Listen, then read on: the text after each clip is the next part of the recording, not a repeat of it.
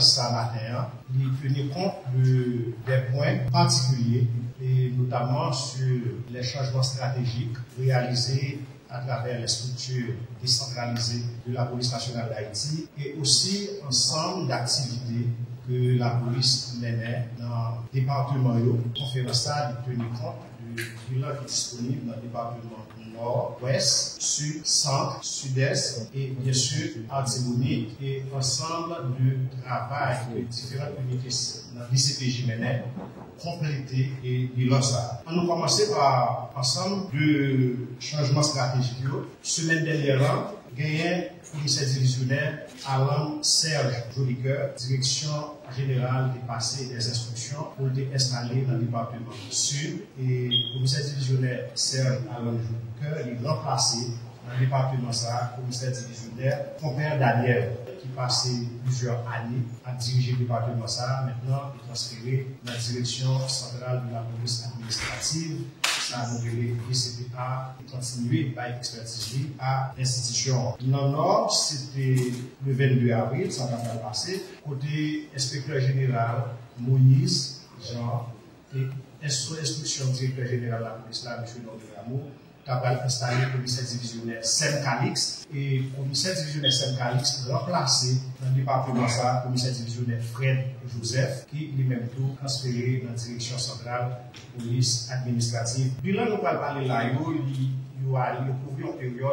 sorti 1er avril à jeudi à la parlé là, pour ensemble des départements de société et avec le travail que les CPJ réalisent. En date du 1er avril, la police nationale d'Haïti va interpeller Manouché Fortin. Manouché Fortin, c'est une jeune femme qui est âgée de 23 ans. Et la police va procéder à l'arrestation pour implication directe dans l'activité criminelle. Et lycée conjoint nommé Kervenson Saint-Île, alias Tiga. Et citoyen ça, c'est un membre actif qui a troublé l'ordre public et qui fait partie de gang Canara. Dans la date 7 avril, plusieurs bandits étaient neutralisés. Il y a plusieurs axes routiers débloqués, puisque ça fait partie du mode opératoire bandits et bloquer des grands axes routiers et fouiller des trous dans l'axe pour empêcher les forces de l'ordre d'avoir accès à l'espace pour rendre accès aux forces de l'ordre plus difficile que possible. La police est redoublée de cadre et intervenue dans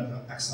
On a parlé et plus particulièrement de Delma 17, Delma 19, Delma 30, toute zone nation, intervention est faite dans la zone et pour permettre à ce que l'axe soit débloqué et il est étendu jusqu'à bloc et il est tout récemment Evelyne Sincère, et bien, le travail de la police a été dans toute zone.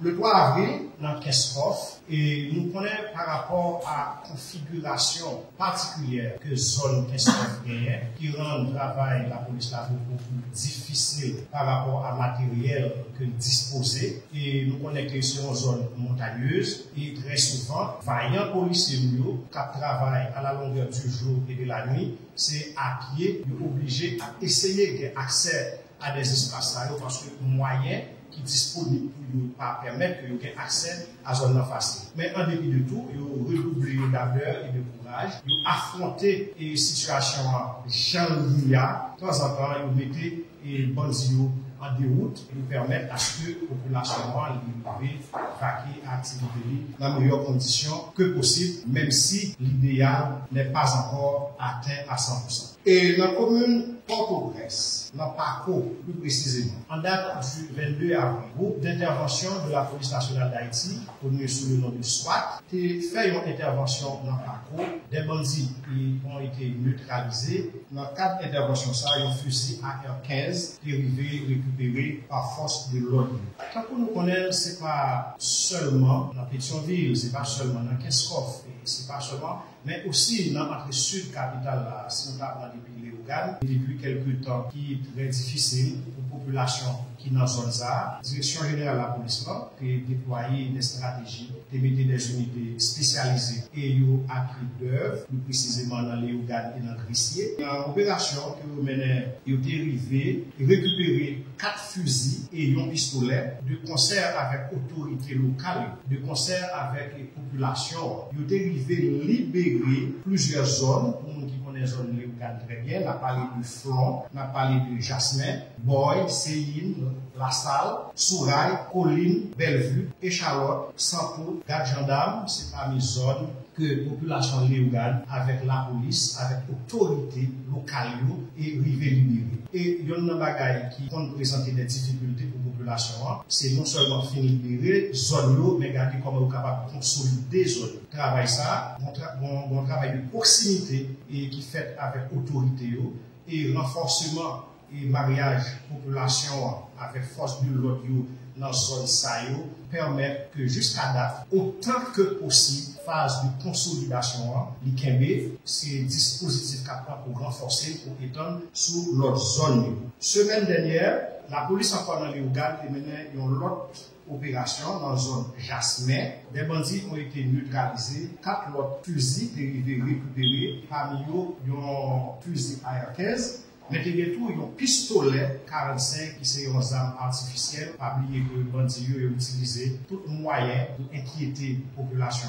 Parce que vous-même, comme citoyen, n'importe quel autre monde, il y aura les armes artificielles là sous vous, ça passe dans l'esprit, ou pas que j'en connais, si c'est une arme artificielle, mais dans l'esprit ou déjà déstabilisé. Donc voilà, c'est autant de paramètres que la police a servi et pour permettre à ce que la population dans la zone, nous citer là, arrive et vaquer à l'activité dans de meilleures conditions de sécurité. Étant donné que bandits sont plusieurs axes à la fois et la police prend action dans plusieurs axes à la fois, même si bien entendu nous dit le département n'a pas forcément cité là, c'est pas parce que hors des dangers, c'est pas parce que nous pas sous menace, mais côté menace là beaucoup et plus présent que l'autre zone. Et dans le croix des bouquets, et les bandits, au fur et à mesure, ils ont essayé d'étendre tentacules.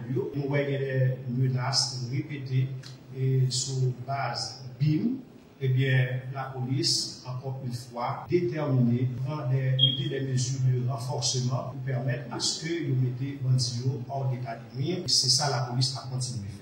Dans la commune Pétionville, le 22 avril dernier, plus précisément à Permier, UTAG est arrivé faire une intervention. Au terme de cette intervention, un bandit est mortellement blessé après plusieurs heures d'échange de tirs avec un groupe bandit à la police. Et au terme d'intervention, un fusil et des cartouches ont été saisis. En date du 22 avril, nous sommes capables d'observer ce qui a passé là. Dans la commune Mirbalais, nous connaissons la situation de la commune Mirbalais et l'autorité locale et l'autorité policière nous travaillent pour côté réponse à la situation qui a développé dans Mirbalais.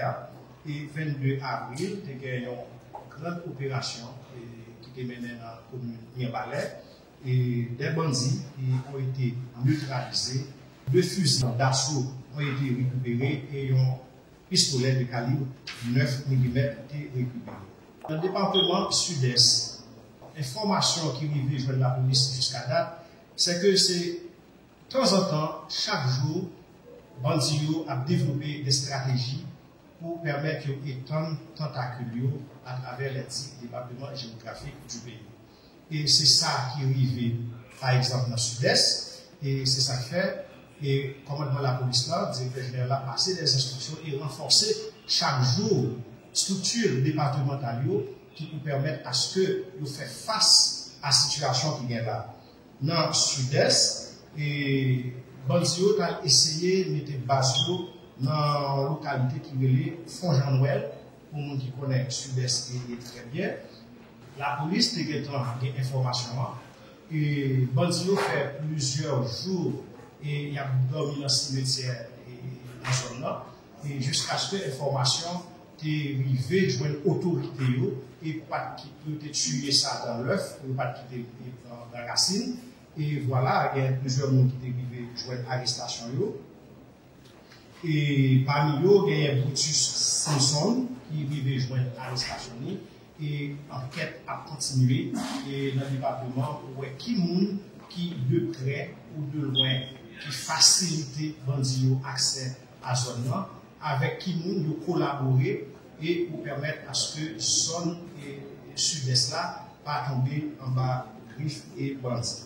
Dans le département sud, et c'est la même situation, la police continue à renforcer en termes d'opération, en termes de capacité opérationnelle et pour faire face à la situation.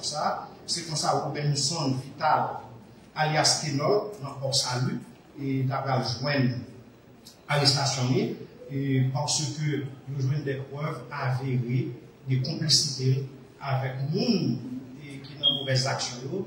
Nous jouons des preuves avérées comme nous qui a pas représenté l'antenne aux bases et de ensemble.